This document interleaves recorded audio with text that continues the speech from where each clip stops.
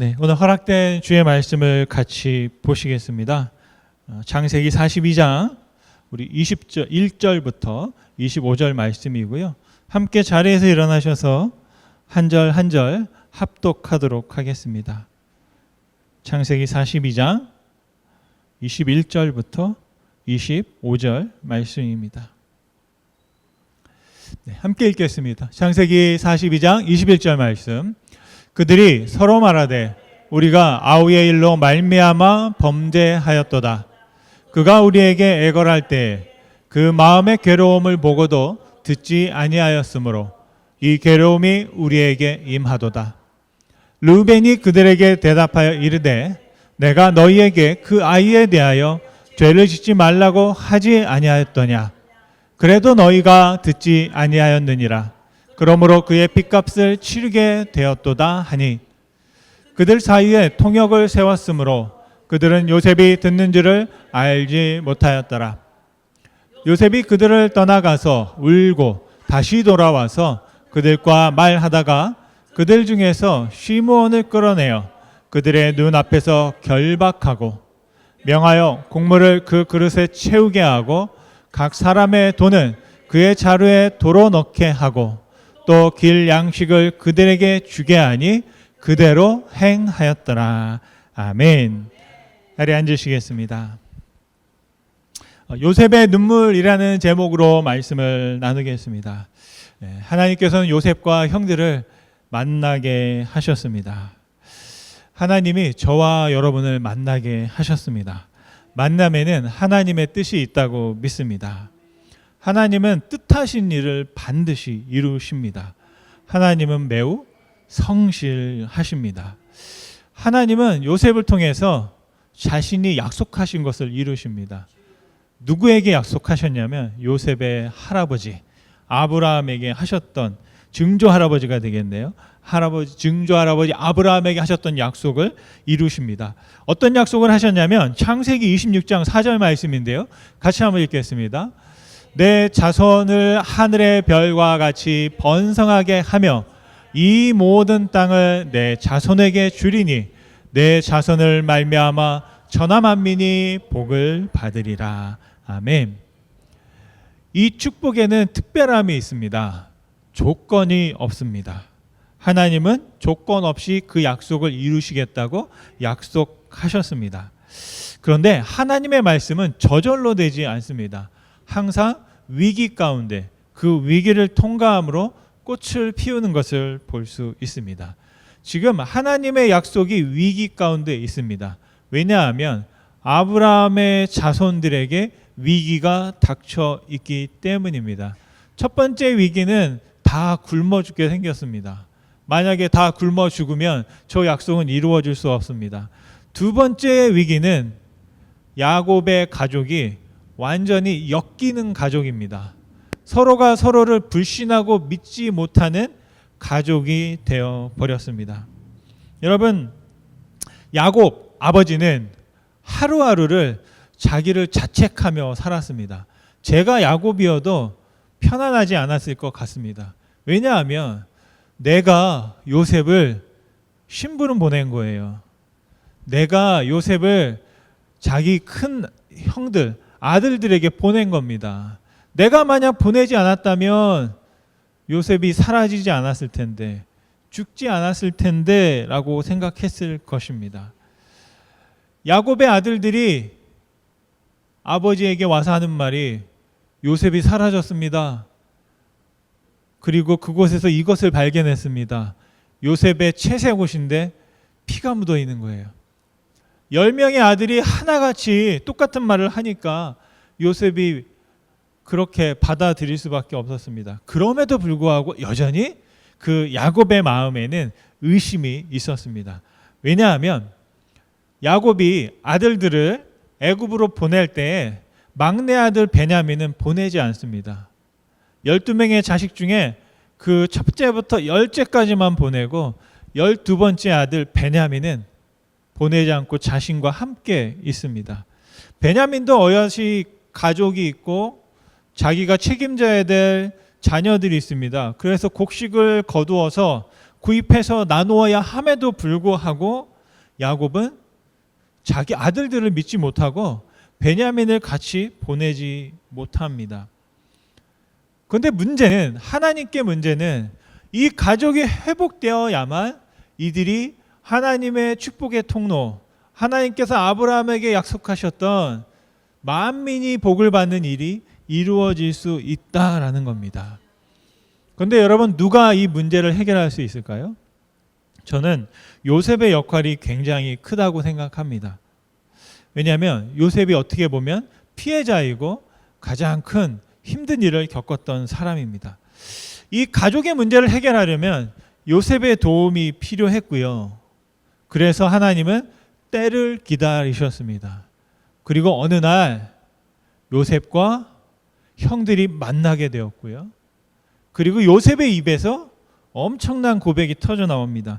저는 이 요셉의 말을 들었을 때 하나님 나라에 있는 천사들이 나팔을 불고 노래하지 않았을까 싶습니다. 무슨 말이냐면 창세기 42장 18절의 말인데요. 같이 읽겠습니다. 사흘 만에 요셉이 그들에게 이르되 나는 하나님을 경외하노니 너희는 이같이 하여 생명을 보존하라. 요셉이 형들에게 한 말이에요. 아니, 애굽의 총리가 하나님을 어떻게 알까? 신기하기도 한데 애굽의 총리가 하는 말이 뭐냐면 나는 너희들이 믿는 하나님을 경외한다 라고 하는 겁니다. 사랑하는 여러분, 정말 하나님을 두려운 마음으로 섬기며 따르시기를 간절히 소원합니다. 내 말보다 하나님의 뜻과 하나님의 말을 앞세우시기를 간절히 소원합니다. 내 소원보다 하나님의 뜻을 먼저 구하시기를 간절히 소원합니다. 요셉은 자기가 하고 싶은 말이 있었으나 먼저 나는 하나님을 경외한다고 하나님의 말에 자신을 두었습니다. 그런데 신기한 게 있습니다. 형들은 요셉인 줄도 모르고 애굽의 총리인데 내가 하나님을 경외한다라고 할 때 전혀 놀라지 않습니다.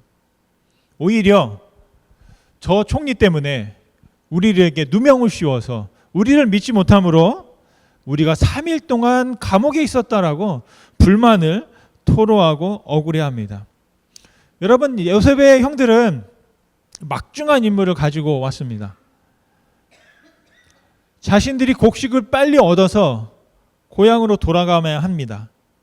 근데 만약 곡식을 얻지 못하거나 가나안 땅으로 돌아가지 못하면 어떻게 될까요?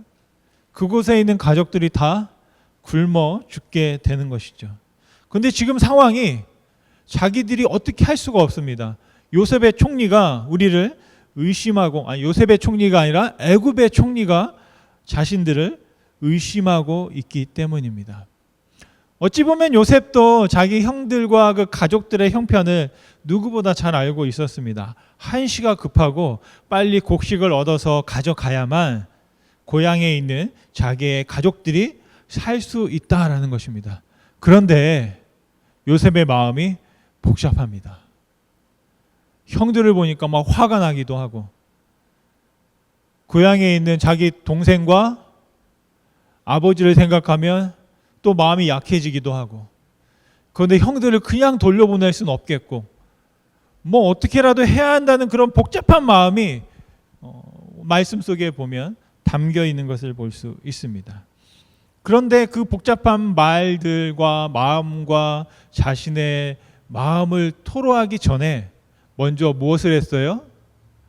하나님을 나는 경외한다. 그리고 그 다음에 하는 게 뭐였냐면 그럼에도 불구하고 내가 하나님을 경외하고 싶지만 지금 상황을 어떻게 감당할 수가 없는 거예요. 그러다 보니 어떻게 됐냐면 막 눈물이 터져 나오기 시작하는 겁니다.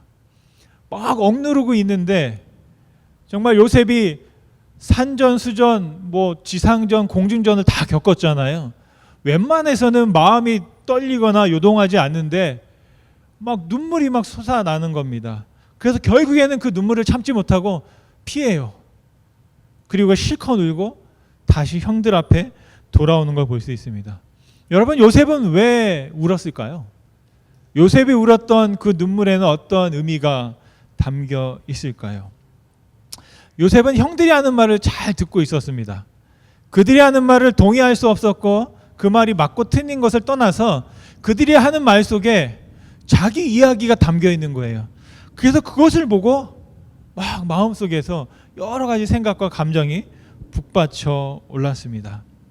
여러분 혹시 지난 한 주간 살면서 혹시 눈에서 눈물이 맺혔던 적이 있으십니까? 알러지 때문에 말고 정말 감정 때문에 정말 울 수밖에 없었던 그런 여러분 상황을 혹시 여러분 지나오셨습니까? 눈물에는 다 이유가 있는 것 같습니다. 제가 이 지역에 와서 여러분들은 알았는데 그 커네티컷에 천주교 다니시는 회장님이라고 불리시는 분이 계세요. 그분이 저희 지난 야외 예배 때 고기도 도네이션 해주셨어요. 그분이 카톡으로 하루에 한 번 아니면 이틀에 한 번 이렇게 좋은 글들을 저에게 주십니다. 그런데 그분이 주셨던 그 카톡 중에 잠깐 지난주에도 제가 유행가를 불렀는데 오늘 또 인용하고 싶은 게 유행가 하나 있는데 나훈아를 여러분 아시나요? 거기에 사나이 눈물이라는 노래가 있더라고요. 근데 거기에 보니까 동영상을 이렇게 쭉 보는데 가사가 너무 좋은 거예요. 무슨 가사가 있냐면 제가 곡조는 잘 몰라요. 나훈아 노래는 웃음이야. 혹시 여러분 아시면 속으로 한번 따라 불러보세요. 웃음이야. 이게 2절 첫 절 가사입니다. 웃음이야 주고받는 친구는 많지만 눈물로 맞이 앉을 사람은 없더라 라는 가사가 있더라고요. 보니까 이거 약간 한탄이 섞여 있어요. 살다 보면 와 웃을 때는 친구들이 많았는데 정말 내가 눈물 흘리고 있을 때는 내 앞에서 같이 울어주는 사람이 없더라. 그러면서 그 후렴에서 사나이 눈물하면서 막 이제 이렇게 노래를 하더라고요. 근데 가사를 제가 저랑 좀 세대가 달라서 그런지 그 나훈아가 막 이러면서 하는데 저는 약간 그런 감정은 안 들더라고요. 근데 가사를 보면 그럴 수도 있겠다라는 생각을 합니다. 여러분 요셉은요 형들 앞에서 울지를 못해요. 울면 탄로가 나잖아요. 자신의 눈물을 그냥 감추는 겁니다. 여러분 가끔 가족끼리도 그럴 때 있지 않으세요? 내 남편이나 아내지만 그 앞에서 울 수가 없는 거예요. 제가 가끔 여러분들 시험 들으실지 모르겠지만 이런 말을 합니다. 목사도 와이프에게 모든 말을 다 하면 안 되는구나. 제가 예전에 한마디 했다가 엄청 혼났거든요.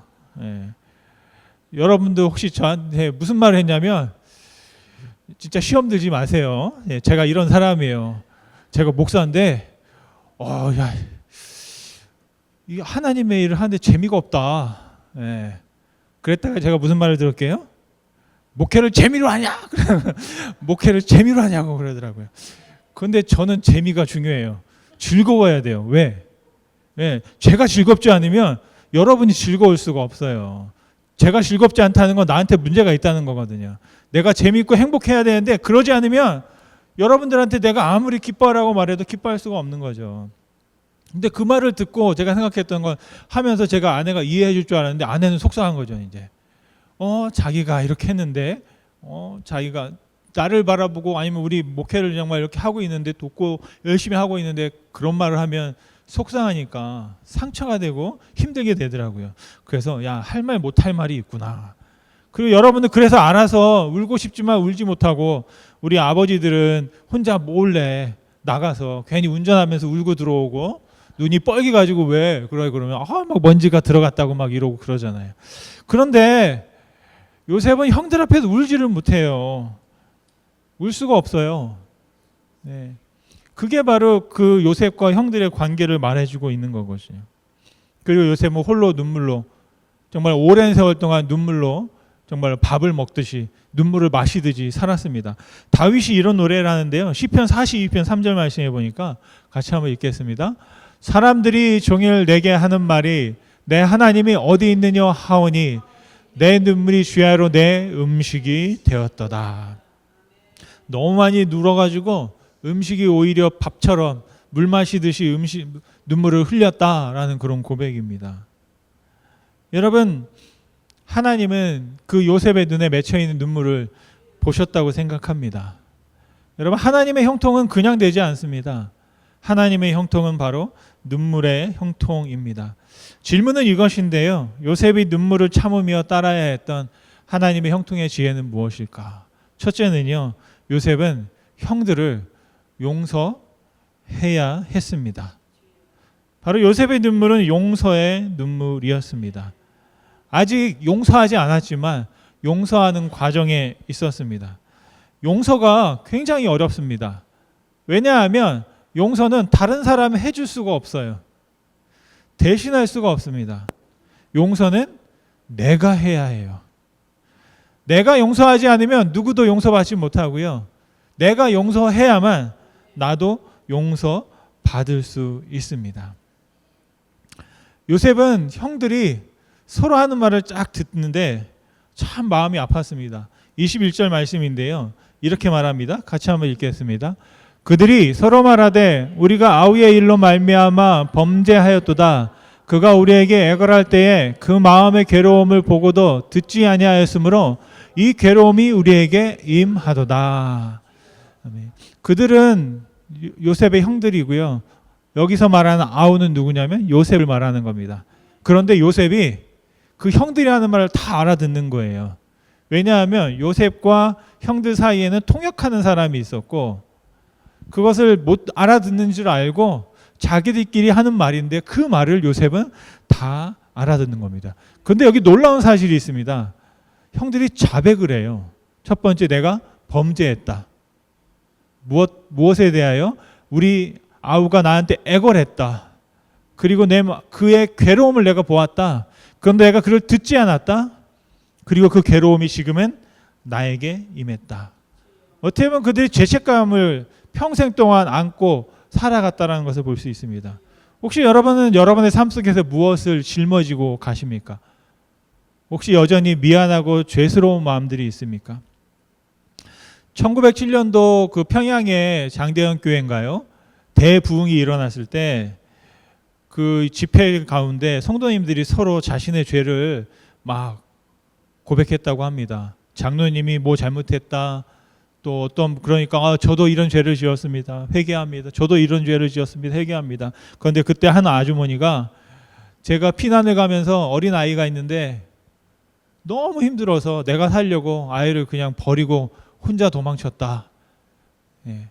그런 고백을 그 예배 때 그렇게 하는 거예요.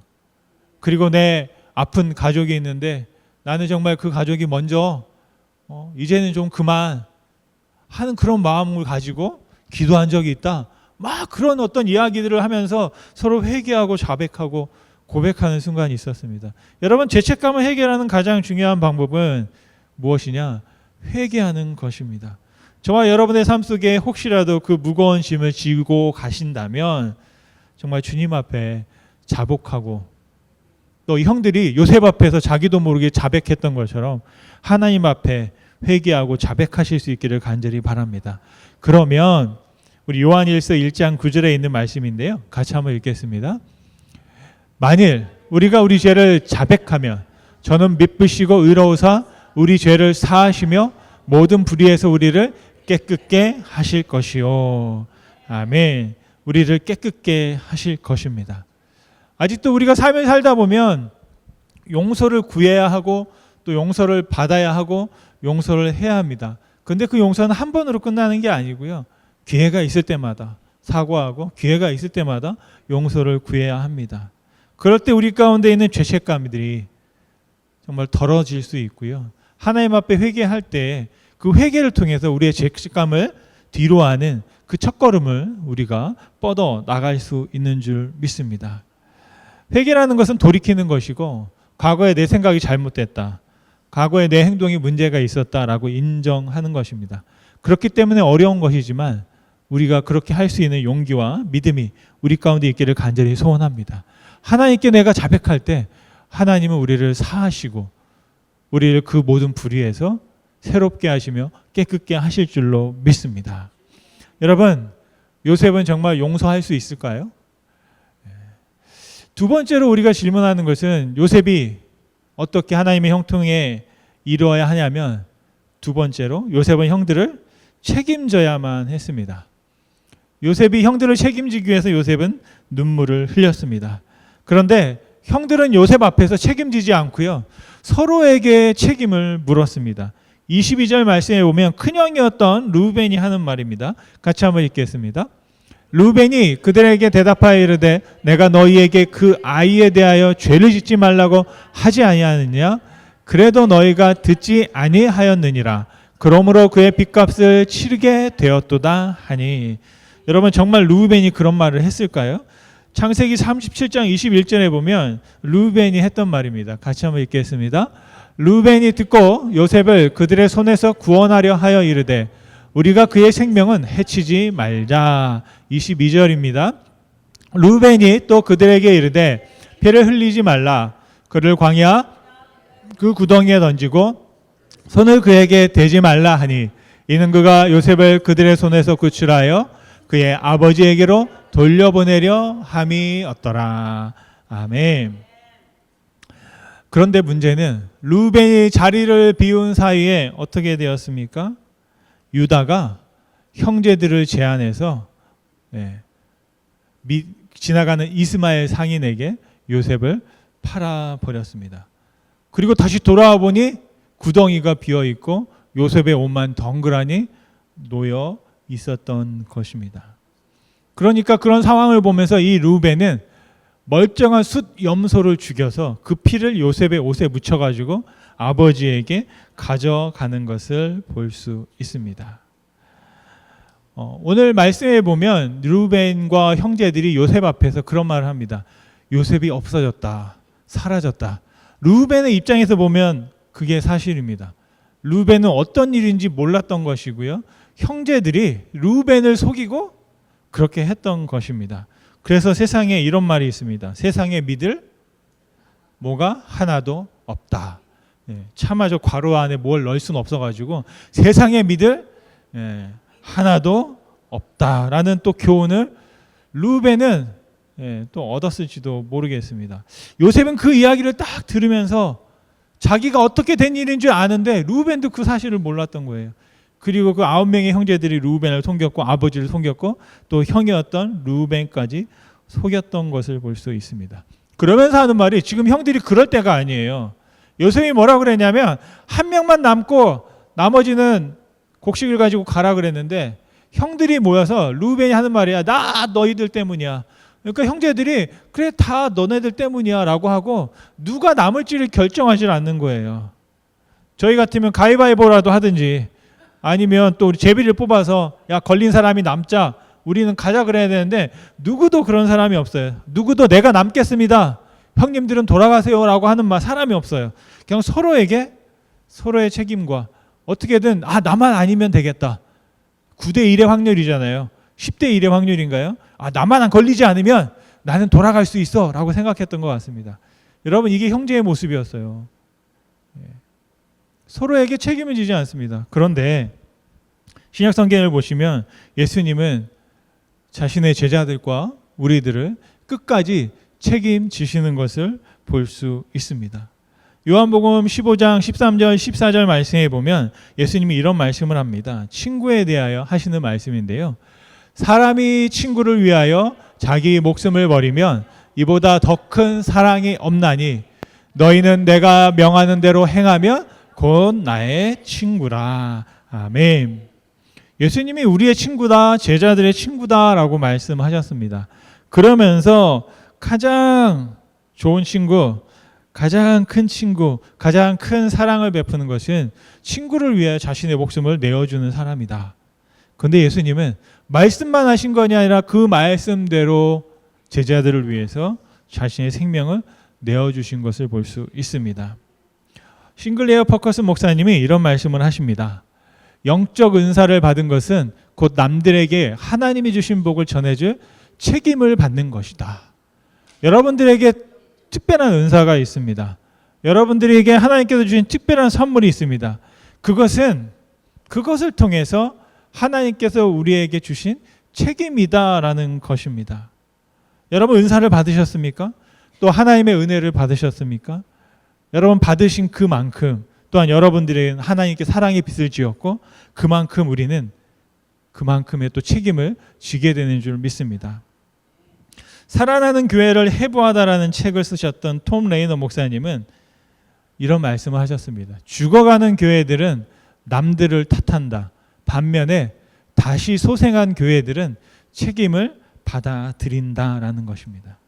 저는 이 말씀을 이렇게 또 표현하고 싶습니다. 무너진 가정은 서로를 탓하고 회복된 가정은 서로의 책임을 받아들인다라는 것이고요. 멸망하는 나라들은 남을 탓하고 반면에 재건된 나라들은 자기 책임을 받아들인다라는 겁니다. 개인적으로도 실패한 인생은 남 탓을 하고요. 재기하고 다시 일어서는 사람들은 결국 자신의 책임을 받아들인다라는 것입니다. 여러분, 서로에게 책임을 묻는 그 형제들, 그들의 생명에 대한 책임을 요셉이 감당하고 받아들일 수 있을까요? 마지막 질문은 이것입니다. 이제 하나님의 형통의 길을 가기 위해서 요셉은 보냄의 눈물, 보내주는 눈물을 흘려야만 했습니다. 27년이 지났는데 형들은 그대로였습니다. 반면에 요셉은 많이 달라져 있었습니다. 변화되어 있었습니다. 성장되어 있었습니다. 저는 우리가 변화하는데 가장 중요한 요인은 환경이라고 생각합니다. 환경이 바뀌면 그 환경의 영향을 우리는 받을 수밖에 없습니다. 제가 4년 전에 에머스트에 왔거든요. 그리고 많이 달라졌습니다. 무엇이? 피부가. 캘리포니아 살 때는 여기가 푸석푸석했습니다. 막 맨날 버즘 피고 막 드라이돼서 갈라지고 그랬는데 여기 왔더니 피부가 맨질맨질해졌어요. 제가 예배 끝나고 세 분에게 기회를 드릴게요. 제 확인할 수 있는. 그러니까 오늘은 좀 덜한가요? 주말에는 조금 푸석푸석해지고 이제 잘 먹고 놀다 보면 또 중간에 포동포동해집니다. 맨질맨질해진 거예요. 제가 볼 때는 제 생각으로는 그래요. 그리고 참고로 또 하나 말씀드리고 싶은 것은 그 작년 연말에 생일 선물 하나 받았거든요. 화이트닝에 있는 기능성 화장품을 오래전에 다 썼다라는 것을 제가 말씀을 드리겠습니다. 뭐 다른 의도가 있는 건 아니에요, 여러분. 자, 그래서 지금 형들은요, 그동안 자기가 경험해보지 못했던 특별한 일을 경험하고 있습니다. 형들도 굉장히 어렵게 살았습니다. 들판에서 짐승들과 맞서고 그 많은 적들과 싸웠지만 살다 이런 원수와 적은 처음이에요. 애굽의 총리인데 와, 이렇게 우리를 억울하게 하고 자기의 힘이 있다고 해서 우리를 이렇게 누명 씌울 수 있는가? 정말로 답답한 과정 가운데 있었습니다. 그런데 그런 과정을 통해서 어떻게 보면 형들도 또 다른 기회를 얻을 수 있다라고 생각합니다. 요셉은 애굽에 있으면서 그냥 지낸 게 아니에요. 군대 장관이었던 보디발의 집에서 애굽의 사람들이 이런 삶을 사는구나. 또 애굽의 지혜를 배웠습니다. 그리고 간수장을 도우면서 왕의 사람들이 어떠한 일들과 어떠한 지식과 어떠한 지혜를 가지고 있는지를 그들을 돌보면서 배우게 되었다는 것을 볼 수 있습니다. 여러분, 하나님의 지혜는 갑자기 하늘에서 뚝 떨어지는 것이 아니에요. 14년 동안 요셉이 갈고 닦고 준비했기 때문인 것으로 믿습니다. 그냥 하루아침에 총리가 된 게 아닙니다. 하나님은 요셉에게 꿈의 해석을 보여주셨지만 한 가지 하지 않은 게 있어요. 그 꿈의 해석 다음에 어떤 일을 해야 하는지 알려주지 않았습니다. 그런데 요셉이 지혜를 발휘해서 그 대안을 바로에게 말했던 것입니다. 대나무 중에 모죽이라는 대나무가 있는데요. 이 대나무는 씨를 뿌리고요, 물을 줘도 아무런 반응이 없습니다. 5년 동안은. 그런데 5년이 지나고 어느 날 갑자기 쑥쑥 자라기 시작합니다. 하루에 거의 한 1m 가까이 80cm 자라고요. 심지어는 무려 그 다음 장을 보시면 30m까지 키가 자란답니다. 몇 달 만에, 그냥 한 몇 주 만에 그러니까 거의 1m씩 자라기 때문에 1m씩 자라 30m면 뭐 한 달 만에 이제 요만큼밖에 올라왔던. 그런데 중요한 것은 5년 동안 아무 일도 일어나지 않는다는 거예요. 그런데 5년이 딱 지나면 그때부터 쭉쭉쭉 올라가기 시작합니다. 비밀이 있습니다. 5년 동안 아무것도 안 한 게 아니에요. 바로 5년 동안 땅 속에서는, 보이지 않는 땅 속에서는 뿌리를 내렸고요. 그 뿌리들이 엄청 많은데 저 뿌리들을 다 연결해서 보면 거의 4,000m, 4km에 이른다라고 합니다. 그러니까 5년 동안 뿌리를 내리는 겁니다. 뿌리를 내리고 준비하고 있다가 딱 때가 되면 그때 푹 잘라 오는 것이요. 그게 바로 뭐냐? 모죽이라는 것입니다. 여러분, 요셉이 그랬던 거예요. 14년 동안 정말 저 깊은 지하 감옥에 있다가 준비되었을 때 요셉이 딱 나와서 애굽의 구원자로 또 하나님의 축복의 통로로 쓰임받게 되는 것을 볼 수 있습니다. 여러분, 하나님의 때를 기다리시기 바랍니다. 그리고 하나님께 뿌리를 내리시기 바랍니다. 요셉은 서로 형들이 서로를 탓하는 걸 보고 막 눈물이 터져 오른 거예요. 지금 당장 이 어려움과 있고 저들이 통해서 그 가족들을 살려야 하는데 요셉은 마음이 그렇게 되지 않는 겁니다. 그러다 보니까 결국엔 참고 참다가 돌아가서 혼자 울고 다시 나왔습니다. 그리고 하는 말입니다. 24절 말씀입니다. 같이 한번 읽겠습니다. 요셉이 그들을 떠나가서 울고 다시 돌아와서 그들과 말하다가 그들 중에서 시므온을 끌어내어 그들의 눈앞에 결박하고, 시므온은 둘째 형입니다. 르우벤은 야 나는 잘못 없어. 그러니까 그래? 그러면 야 둘째. 아무도 얘기하지 않으니까 그러면 시므온 네가 남아라. 그를 결박시킨 겁니다. 그리고 이상한 짓을 합니다. 25절 말씀입니다. 같이 읽겠습니다. 명하여 곡물을 그 그릇에 채우게 하고 각 사람의 돈은 그 자루에 도로 넣게 하고 또 길 양식을 그들에게 주게 하니 그대로 행하였더라. 아멘. 돌아가는 중간에 필요한 양식도 챙겨줬고 그 가족들을 위해서 돈을 받고 음식을 또 그 곡물을 팔았습니다. 그런데 받았던 돈을 다시 자루에 넣습니다.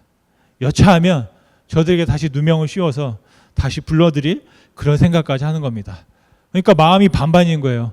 아유, 보내긴 해야 됐고 보내면 또 돌아오지 않을 것 같고 믿을 수는 없고, 그래서 혹시라도 또 마음이 바뀌면 저들을 괴롭히고 그들을 끌어들이기 위해서 누명 씌울 또 어떤 근거를 몰래 숨겨놓게 되는 것을 볼 수 있습니다. 여러분, 요셉은 용서해야 하고 책임져야 하고 보내주어야 했습니다.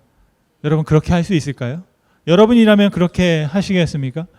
말씀을 마치면 하나님은 바로 그 감추는 눈물을 보셨다라고 생각합니다. 하나님은 요셉이 지금 당하고 있는 상황이 얼마나 어려운지를 아셨습니다. 여러분이 홀로 몰래 아니면 없는 곳에서 눈물을 흘릴 때 하나님은 그 눈물을 마주하시고 우리의 형편과 마음을 헤아려 주시는 줄 믿습니다. 여러분, 하나님 앞에서 눈물 지으시기를 간절히 소원합니다. 눈물을, 저는 요셉이 흘렸던 눈물을 저는 요셉이 하나님께 눈물로 기도했다라고 생각합니다. 토미테니 목사님은 눈물의 기도는 하나님의 마음을 움직여 긍휼의 샘이 솟게 한다라고 했습니다. 하나님은 요셉의 눈물의 기도에 긍휼을 베푸셨습니다. 그리고 그의 눈물을 마주하셨습니다. 아까 나훈아가 불렀던 노래가 있잖아요. 웃음이야 주고받는 친구는 많지만 눈물로 마주 앉는 사람은 없더라. 눈물로 마주하는 하나님이 계신 줄 믿습니다. 그리고 교회는 바로 그 눈물을 마주하는 곳이고 그 눈물이 모여 샘을 이루는 곳, 바로 여러분 이 교회는 우리들이 흘렸던 눈물들을 모아 하나님께 드리는 곳인 줄 믿습니다. 지난주 우리 김평호 안수인사님께서 하나님의 부름을 받으셨고요. 정말 주일 예배 후에 같이 예배를 드렸습니다. 잊을 수 없었던 것은 함께 갔던 권사님 한 분이 김태형 집사님이 듣지를 못하세요. 오래전부터. 그런데 그 집사님에게 간절하게 말씀하셨어요. 집사님 들리시죠? 네. 집사님 들리시죠? 저는 들으셨다고 믿습니다. 귀에는 들리지 않지만 마음으로 성령께서 말씀하셨다고 믿습니다. 그러면서 다음 주에는 거뜬히 일어나셔서 또 같이 예배하자고 약속하시고 소망으로 기도하셨습니다. 그런데 금요일 하나님의 부름을 받으셨습니다. 그리고 그때 예배가 우리 집사님께서 드렸던 마지막 주일 예배였습니다. 김태모 집사님을 돌보셨던 아내 되시는 김인순 집사님은 굉장히 강인한 분이십니다. 제가 다 알지 못하지만 저는 뵌 적이 이제 4년 정도밖에 되지 않지만 20년 전부터 그 많은 일들을 하셨고 남편을 돌보면서 세 자녀를 키우셨고 또 식당 일을 하면서 정말 엄청나게 억척스럽게 사셨습니다. 근데 집사님이 예전에 간증하신 게 있습니다. 남편이 아프실 때 정말로 홀로 어디 가서 내가 죽어버릴까 생각을 하다가 기왕에 죽을 거면 내가 죽으면 내가 어떻게 보면 그분은 살아갈 엄두가 안 났던 거죠. 그런데 살아가는 게 결국에는 그 집사님이 죽는 거예요. 자기가 죽어야만 그렇게 고백을 하셨어요. 뭐라고 하셨냐면 내가 정말 죽을 힘을 다해서 살아가면 나의 죽음을 통해서 내 자녀들이 살고 내 남편이 살 수 있겠구나. 어떻게 보면 우리 김인수 집사님은 삶은 20년 전에 이미 죽은 거죠. 자신의 삶을 드림으로 가족을 살리겠다라는 마음을 가지고 있었습니다. 그런데 김희순 집사님이 김태모 집사님에게 바라는 딱 한 가지 소원이 있었습니다. 의외의 것이었어요. 그게 뭐냐면 사과를 받고 싶대요. 김태모 집사님이 자신에게 내가 잘못했다, 내가 미안하다, 고맙다라는 말을 듣고 싶다는 거예요. 그런데 죽어도 안 한다는 거예요. 저는 혹시나 했나 싶어가지고요 물어봤더니 죽을 때까지 안 했대요.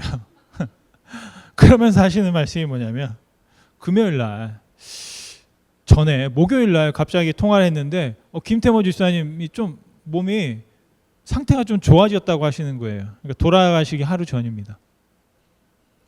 그리고 나서 그랬는데 이제 또 괜찮아지신다 했는데 이제 금요일 돌아가셨어요.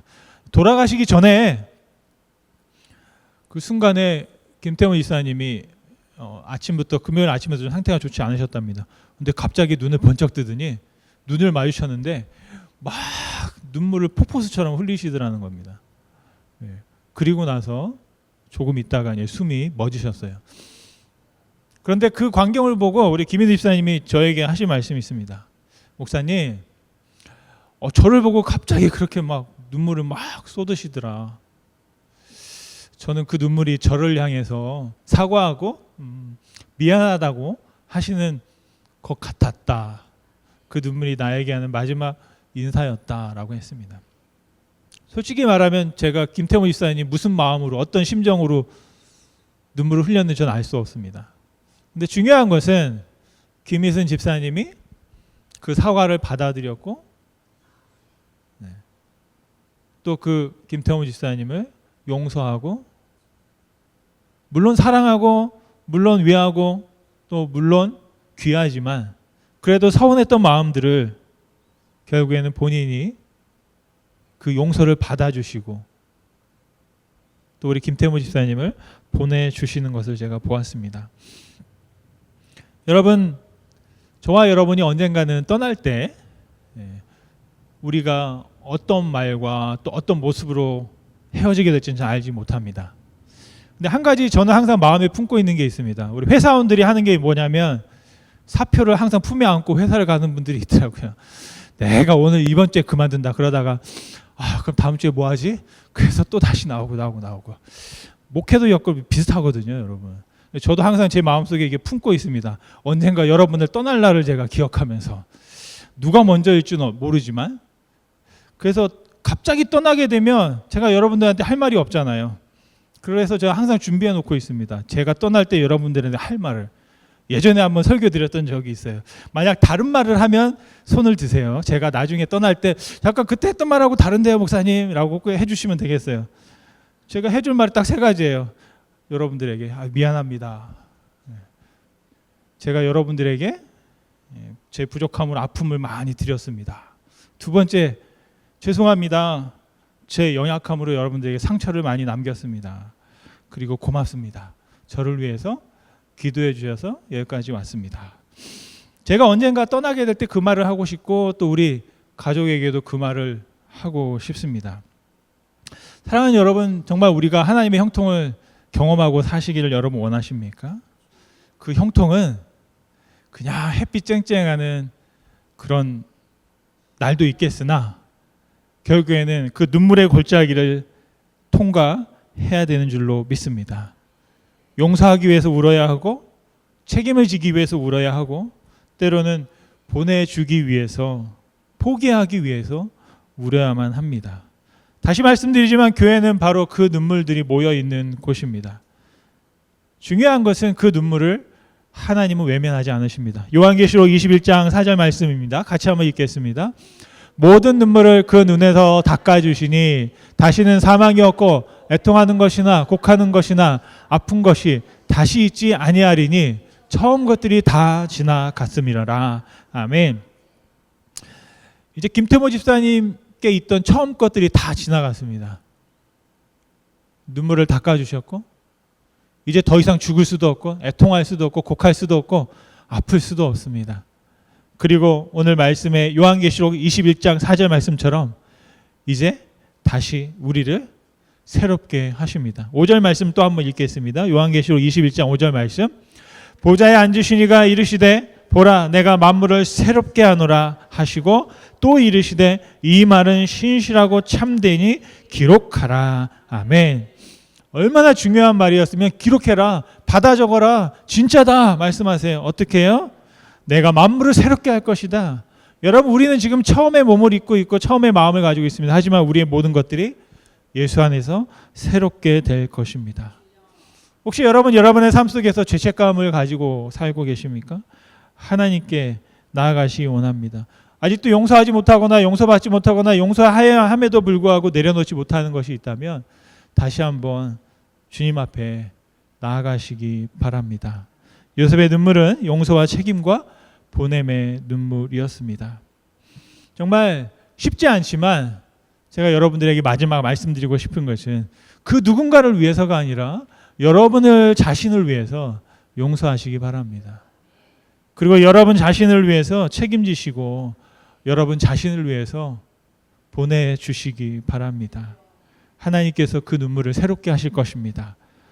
눈물을 머금었던 요셉, 바로 그 용서와 책임과 보냄의 눈물을 통해서 하나님의 형통의 지혜를 경험하시고 여러분 그 안에서 살아가시기를 간절히 축원드립니다.